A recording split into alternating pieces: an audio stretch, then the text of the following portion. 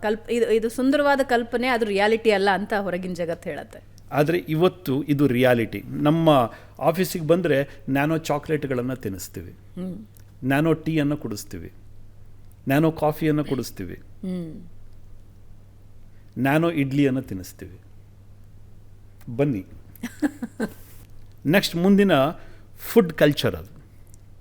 ಅಂದರೆ ಇದನ್ನು ಜನರಿಗೆ ಕನ್ವೆ ಮಾಡೋದು ಹೇಗೆ? ಯಾಕೆಂದರೆ ಹೊಸತನನ ಯಾವಾಗಲೂ ಜನ ಆಕ್ಸೆಪ್ಟ್ ಮಾಡೋದು ಬಹಳ ಕಮ್ಮಿ, ಕಷ್ಟ. ಸವಾಲಿದೆ, ಇಲ್ಲ ಅಂತ ನಾನು ಹೇಳೋದಿಲ್ಲ.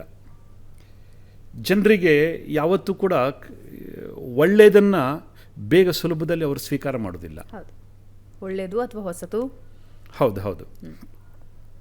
ಅದಕ್ಕೆ ಒಂದು ಸಣ್ಣ ಕಥೆಯನ್ನು ಹೇಳ್ತಾರೆ, ನಮ್ಮಲ್ಲಿ ಹಿರಿಯರು ಹೇಳ್ತಾರೆ.